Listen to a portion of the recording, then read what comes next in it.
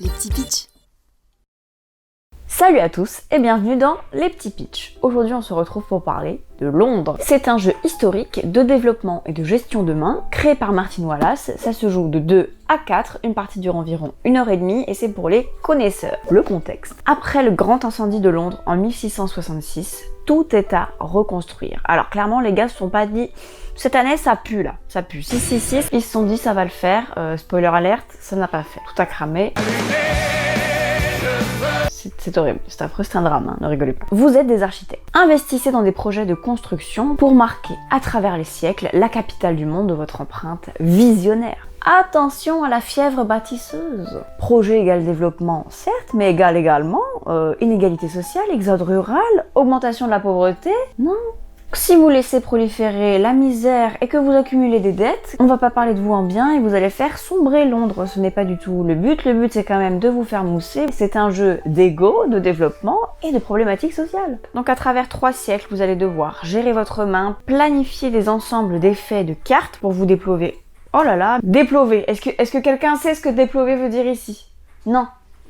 Pour aller le plus vite possible et dépasser vos adversaires. Le but du jeu, créer la ville la plus prestigieuse. Comment je crée une ville archi stylée? Bah c'est simple. Non, c'est très compliqué. Enfin non, le jeu ça va, mais dans la vraie vie c'est compliqué. C'est un jeu historique, mais bon, c'est un jeu. T'as compris. Il y a 4 types de cartes. Les cartes districts, donc pour développer la ville, qui vont vous donner des avantages.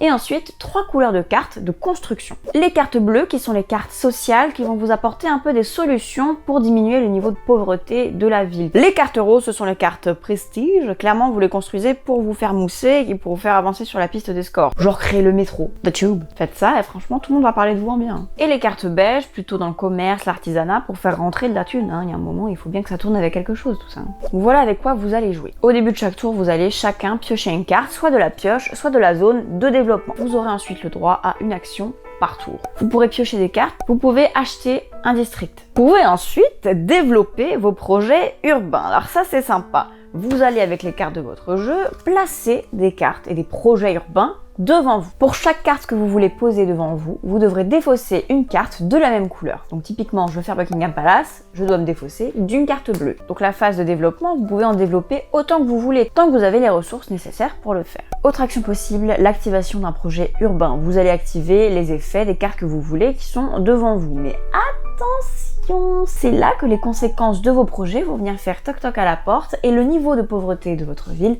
va augmenter. Donc optimisez le développement pour ne pas trop gagner en pauvreté au moment de l'activation. Donc tout le jeu est là. Gérez vos cartes, gérez votre argent et gérez le niveau de pauvreté de votre ville. Va falloir doser. Vous pouvez faire des prêts d'argent à la banque. Alors c'est facile, ça c'est quand vous voulez, ça compte pas comme une action. C'est tiens, j'ai pas de thune, hop, je fais un prêt. La partie s'arrête une fois qu'il n'y a plus de cartes dans la pioche. Donc ça c'est intéressant aussi. Si vous voyez que vous avez vraiment pris de l'avance sur votre adversaire, vous allez vraiment accélérer le temps de partie. Hein. Moi je vous le dis, comme ça on fait l'état des scores, hop, t'as perdu. Donc le dernier tour, comment ça se passe? Vous prenez un point de pauvreté pour chaque carte que vous avez encore en main, donc à anticiper. Vous gagnez en prestige pour chaque tranche de 3 livres que vous possédez. En revanche, vous perdez en prestige s'il vous reste des prêts non remboursés. Donc c'est bien beau hein, d'être allé plus vite que les autres. Moi j'ai de la thune, c'est pas ta thune.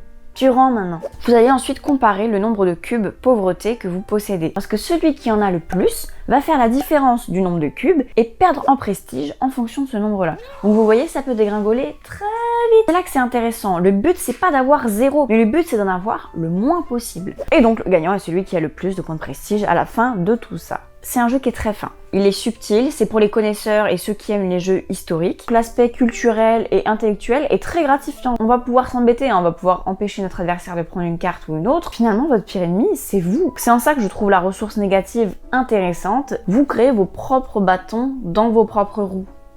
Les prêts à ne pas négliger, moi j'ai tendance à pas trop en faire parce que j'aime pas être endettée, mais en fait c'est ce qui va vous permettre d'avancer vite au début de la partie, d'acheter des grosses cartes. Moi qui suis plutôt friande de jeux très fun, bon là c'est pas le carnaval, hein, mais j'ai apprécié le fait d'être sur un jeu posé, On n'est pas sur du stress dès le début. Alors, vous allez stresser à la fin, hein, quand vous allez vous rendre compte que toute votre stratégie était nulle. C'est une réédition de London, publiée par Osprey en 2017. Tout est hyper thématique, hein. La boîte s'ouvre comme un livre, c'est hyper beau. Comme le jeu, c'est subtil, c'est délicat. En tout cas, j'espère que ça vous a plu et que ça vous aura peut-être donné envie de tester le jeu.